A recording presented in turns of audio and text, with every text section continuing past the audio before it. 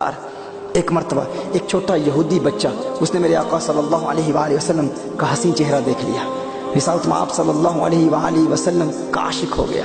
حضور اکرم صلی اللہ علیہ وسلم سے اسے پیار ہو گیا، اس قدر پیار ہوا رات دن حضور اکرم صلی اللہ علیہ وسلم کی یاد میں روتا رہتا، حضور اکرم صلی اللہ علیہ وسلم کے دیدار کی تمنا میں روتا رہتا۔ اپنے والدین کو نہ بتایا کہ مجھے حضور اکرم صلی اللہ علیہ وسلم سے پیار ہو گیا ہے، کسی کو اطلاع نہ دی۔ والدین یہودی تھے، جانتا تھا والدین کو علم ہو گیا تو والدین ناراض ہو جائیں گے، والدین کو نہ بتایا۔ مختلف بہانوں سے اپنے گھر سے باہر جاتا، کبھی بکریاں چرانے کے بہانے جاتا اور پھر مدینہ المنورہ میں مسجد نبوی شریف کے دروازے سے جھانک کر میرے آقا صلی اللہ علیہ وسلم کے حسین چہرے کو دیکھ لیا کرتا تھا، اپنے عشق کی پیاس بجھا لیا کرتا تھا۔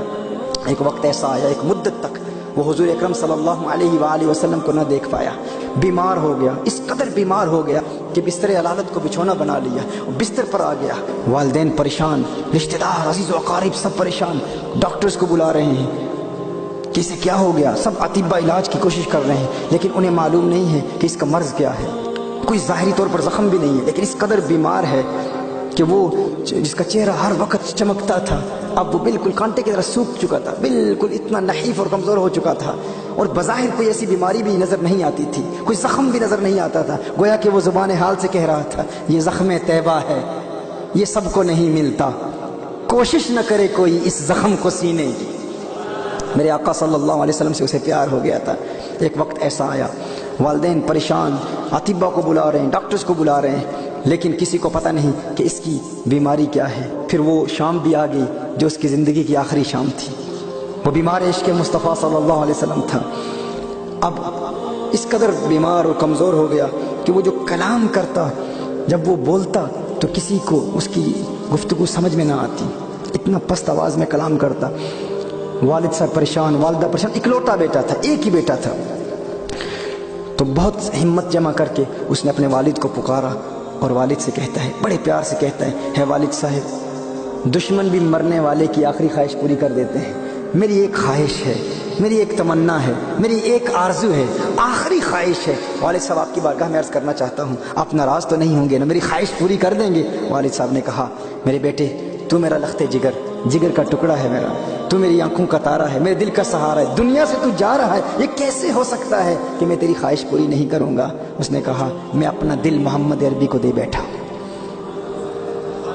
مجھے ان سے پیار ہو گیا ہے، میں ان کو چھپ چھپ کے دیکھا کرتا تھا لیکن آج اس دنیا سے جا رہا ہوں، میری آخری تمنا ہے، میری آخری خواہش ہے، ایک ہی آرزو ہے، ایک مرتبہ زندگی میں آمنہ کے لال کو دیکھنا چاہتا ہوں، ایک مرتبہ انہیں دیکھنا چاہتا ہوں۔ والد ناراض ہو گیا، اس نے کہا تو کیا کہہ رہا ہے، تو اسلام کے پیغمبر محمد سے پیار کرتا ہے، ان سے محبت کرتا ہے؟ اس نے کہا، آپ نے وعدہ کیا تھا نا کہ ایک ملاقات ضرور کرائیں گے، میری آخری خواہش پوری کریں گے، آپ نے وعدہ کیا تھا، اب وہ خواہش پوری کر دیں۔ اب والد کیا کرتا، اکلوتا بیٹا، ایک ہی بیٹا، والد نے کہا ٹھیک ہے میں پیغام پہنچاتا ہوں۔ پھر پیغام پہنچایا گیا حضور اکرم صلی اللہ علیہ وسلم کی بارگاہ میں۔ اب ذرا تخیل باندھیں، چشم تصور سے وہ منظر دیکھنے کی کوشش کریں کہ حضور اکرم صلی اللہ علیہ وسلم کی بارگاہ میں پیغام پہنچایا جا رہا ہے۔ اب وہ جو کہتا ہے یہ حضور اکرم صلی اللہ علیہ وسلم علیہ باللہ ہر غیر مسلم سے نفرت کرتے تھے، حضور اکرم صلی اللہ علیہ وسلم کی سیرت کے اس واقعے سے ہمیں یہ سبق ملتا ہے۔ حضور نے فوراً صحابہ سے فرمایا، صحابہ اٹھو، ایک یہودی ہے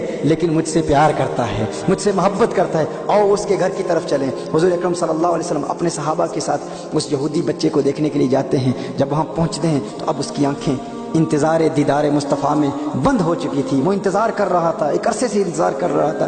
والد نے کان میں بڑے پیار سے کہا، ہے میرے پیارے، ہے میرے بیٹے، آنکھیں کھول، اب تو آنکھیں کھول، دیکھ تیرا پیار آ گیا ہے، تیرا محبوب آ گیا ہے۔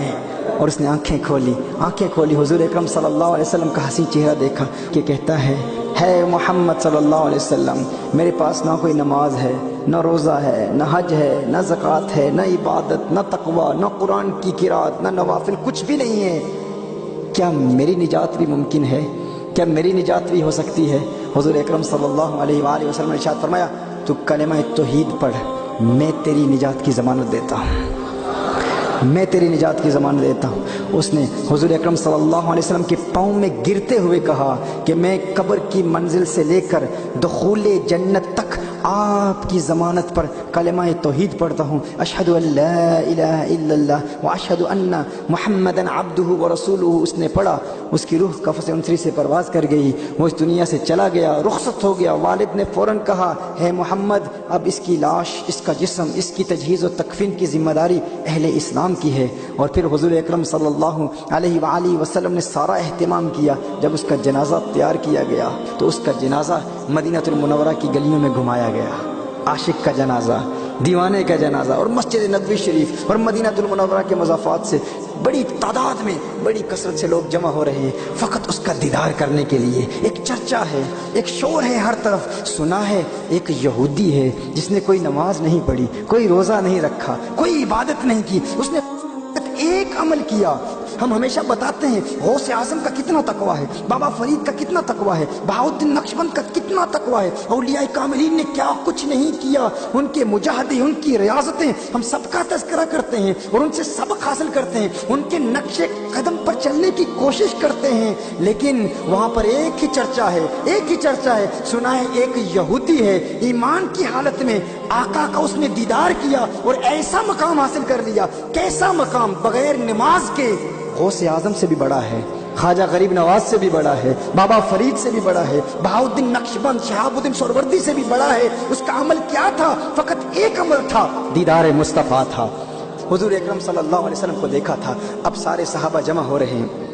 ایک روایت میں آتا ہے جب اس کا کفن چہرے سے اٹھایا گیا، ہٹایا گیا، تو کیا دیکھتے ہیں؟ ایک نور کی کرن اس کے چہرے سے نکل کر آسمان کی طرف چلی جاتی ہے، اور پھر دیکھتے ہیں کہ وہ عاشق، وہ حضور کا دیوانہ، حضور سے پیار کرنے والا ابھی دنیا سے چلا گیا ہے، لیکن اس کے لبوں پر تبسم کی کھلکھلاہٹ ہے، وہ مسکرا رہا ہے۔ صحابہ کرام علیہم رضوان نے ایک عجیب منظر دیکھا کہ حضور اکرم صلی اللہ علیہ وسلم پنجوں کے بل چل رہے ہیں، یوں چل رہے ہیں۔